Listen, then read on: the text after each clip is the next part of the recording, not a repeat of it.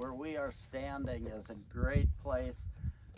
There are four major geologic features that make up the Black Hills, and basically this is a good place. We can see all four of them from here. This is why I wanted to bring you down here. The Black Hills, if you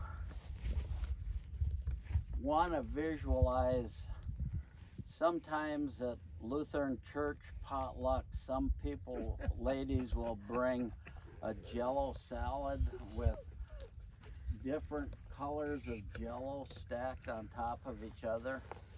Well, very simply, that's what was happening here a long time ago.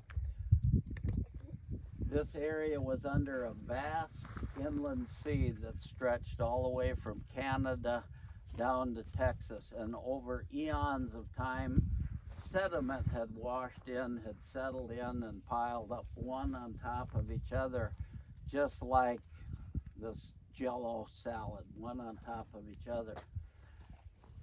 Well, then something happened about 65 million years ago. If you were to take your fist under this Jello salad and start pushing up, you can visualize what's going to happen. Those colors are going to go up like this, and they're going to go. Well, rock doesn't stretch as well as Jello. And there's a fist that about 65 million years ago started pushing up and started lifting all of these rocks that had laid horizontally for eons of time and started fracturing and pushing. Anybody want to guess what the name of that fist was? You were all there yesterday. Black Elk Peak. The Native Americans consider Black Elk Peak to be the center of the universe. And it is the very center of the whole Black Hills uplift. So what was causing this? Now, you guys have all had science, plate tectonics. This idea of these plates of the earth that fit together like giant jigsaw puzzles are moving and sliding, and some are going under. Well, about 65, 70 million years ago, the Pacific plate was pushing into the North American plate that we live on, and it caused a fracture, a rupturing all up and down the Rocky Mountain front, and started lifting things. And so from here we can see this ridge that's over here in the distance, and that is called the Hogback Ridge. It is the outer layer of the Black Hills. It was the top layer when the uplift started. It's a sandstone called the Lakota and the Dakota sandstone. There's a lot of petrified cypress trees, rocks on that, indicating a fairly tropical climate at one time. It's about 100 million years old, that rock. That rock completely goes all the way around the Black Hills at different elevations, at different widths. The second major geologic feature is this valley that we're looking at, and it's referred to as, for obvious reasons, the Red Valley. It also completely circles the Black Hills. You can't get into or out of the hills without going through the Red Valley, either over the Hogback or through a gap in the Hogback. Now, I'm assuming that you all came in through Rapid City. Well, right out of Rapid, you go up a pretty good hill. That is the Hogback Ridge that you're going up. Then you drop down a pretty good hill, and you're down where Reptile Gardens is, the snake pit there, you are in the Red Valley. It goes completely around the hill. Some places it's very narrow. Some places it's a very broad valley. Up around Spearfish, over to Sundance, it's several miles wide. We're about 200, 230 million years when we get into that formation. Third major geologic feature is the one we're standing on, and this is called the limestone. On the east side of the Black Hills, where we are right now, this is fairly flat, featureless plain. There's some breaks in that. If you go west of Custer about 6-7 miles, you start to see these tan cliffs, rock faces. That is part of the limestone, the big part of the limestone. And it extends all the way up to Spearfish on the west side of the hills. All of the caves in the Black Hills are going to be found in this limestone formation. Wind Cave that we're in the park here, Jewel Cave, all of them are going to be found in this particular formation. It's very porous. It absorbs lots of water. The snow and the rain that fall up west of Custer in the limestone, that rock is called the Madison. And that water eventually trickles down and comes up at Wall Drug when you get free ice water. That wells have been drilled 1,000 or more feet to catch that water that comes out of there. We're back now over 300 million years old when we get to this limestone plateau area. We keep getting older as we come back into the hills. Fourth major geologic feature, if we turn and look this way, you can see those towers. That's Mount Coolidge. If we could just hop over that peak about 1.75 miles, we'd be on the deck at Outlaw. And the fourth major geologic feature is what's called the crystalline core. That is these large granitic outcroppings that came up from deep, many miles deep in the basement of the earth, came up under unbelievable pressure.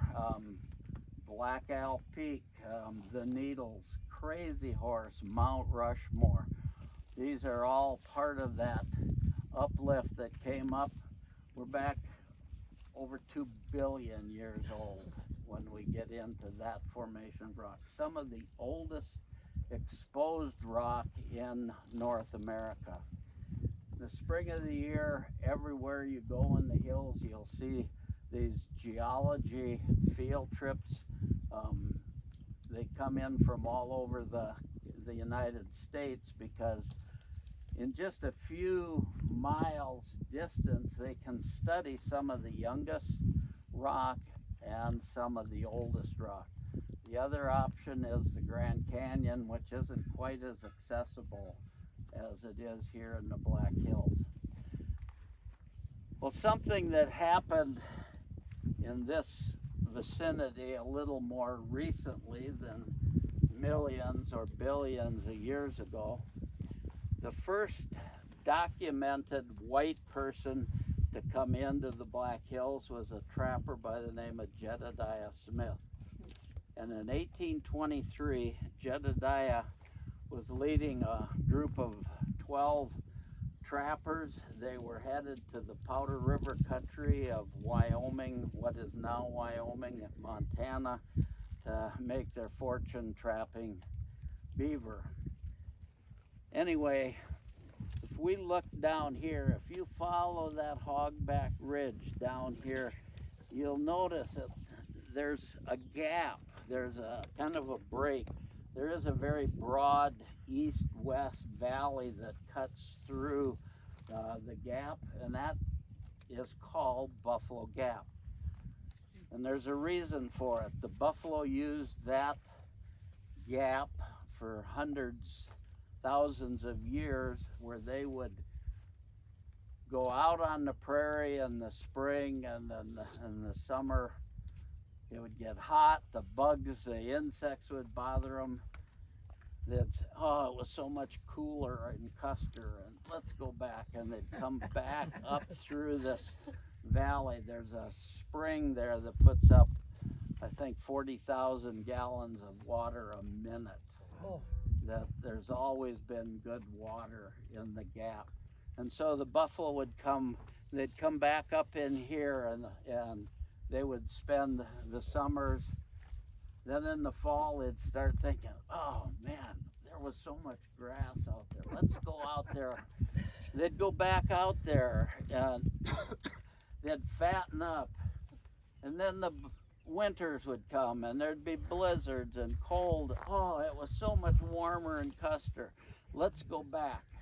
And they'd come back, and so there was a constant ebb and flow of buffalo through the gap down here as they would come through and go back out for grazing.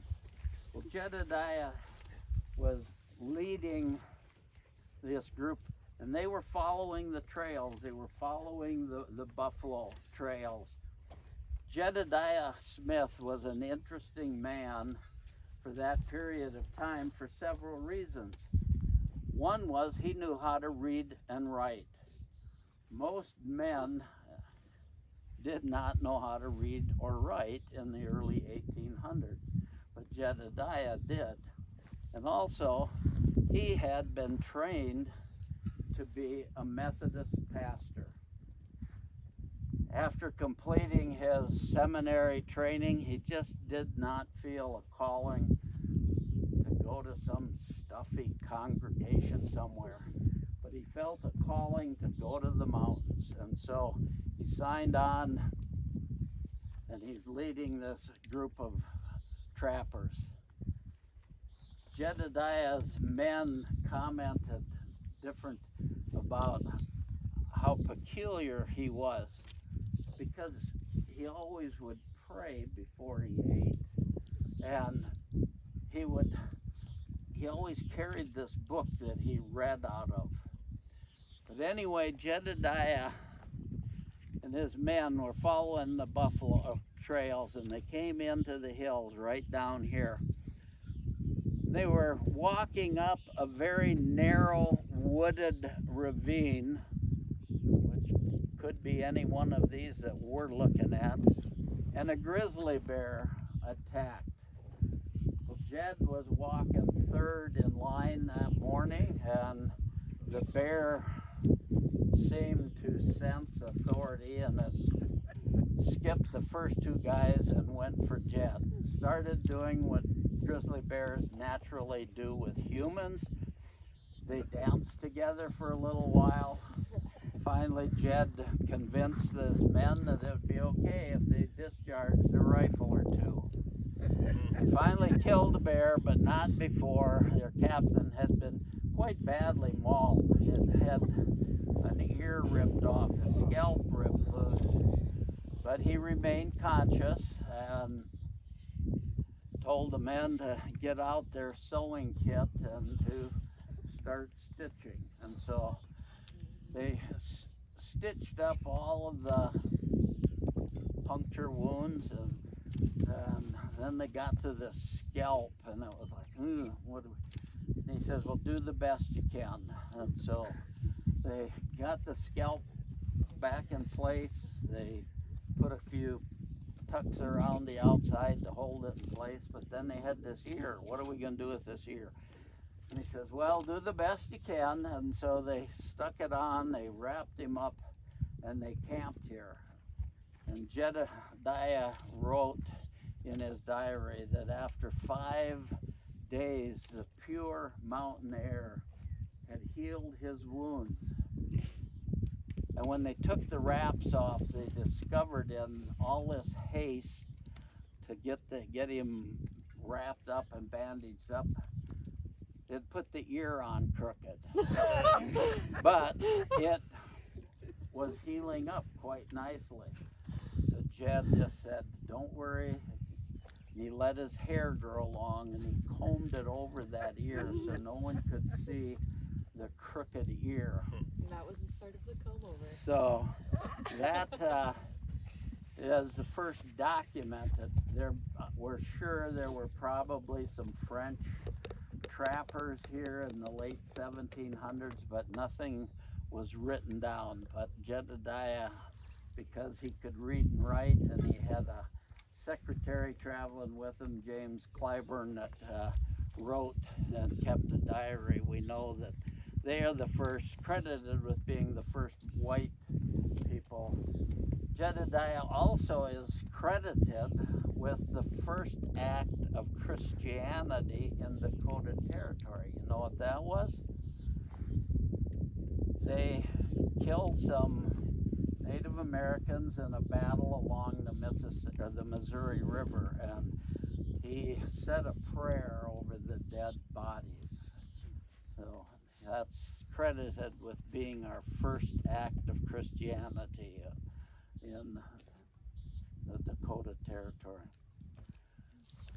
So I told Steve, I don't know if the girls were listening, but I was listening, Mark, don't worry. in this area 5 years ago, I could guarantee you we would see elk. But if any of you guys are hunters, you know what chronic wasting is. The park shot 380 some elk to stop the spread of chronic wasting here over a couple years. We have this summer a couple times, we have seen a few bulls down here, but nothing like we used to. So anyway, the people in my bus heard some of this. One of the rarest mammals alive in North America is a black-footed ferret. And up until a few years ago, they thought they were extinct. Well, out in Wyoming, near Meeteetse, Wyoming, on a ranch, the Pitchfork Ranch, one day this rancher's dog brings this animal up and lays it on the back porch, and they couldn't figure out what is this. Well, federal game fish and parks came, and they said, it's a black-footed ferret. Where did this come from? Well, this rancher had a big prairie dog town on his property. So they decided we gotta do some investigating, and they trapped I don't know how many black-footed ferrets, and through captive breeding they have brought these animals back from what they were almost calling extinct to where now they have released them in national parks and some other areas where there are large prairie dog towns that won't be poisoned. And so there are, the last I heard, there was like 15 or 18 black-footed ferrets here in Wind Cave, primarily nocturnal, and prairie dogs is 99% of their diet. So another thing, for you people that didn't see it, the burrowing owl, did you see the burrowing owl? When we stopped there and I pointed out, this burrowing owl was sitting on a clod of dirt. As we're gonna have to backtrack. I would love to take you down in this way, but they've closed that road off. They are rebuilding it. But when we go back, and right when we make that sharp turn, and there were those tourists from, where was it, some place, Wisconsin or something. I don't know what they're doing out here, but right around that corner, this burrowing owl, which is again one of the rarest birds here in North America, but now there are getting to be a number of them here in the park because they live in abandoned prairie dog towns or holes. So anyway, if we see it, we'll slow down and point. But they look just like a prairie dog out there until they fly away. But anyway, any questions on what you've heard? Or we're gonna backtrack and head up towards Custer State Park and then go and see if we can find some buffalo. The other day we were down here and there was a whole bunch of buffalo right in here in this area, but they have 35,000 acres, so they come and go wherever they want. So Can I get a picture of you guys? Can you guys get by Mark right there? I'd love to get a picture of you guys in this space with Mark.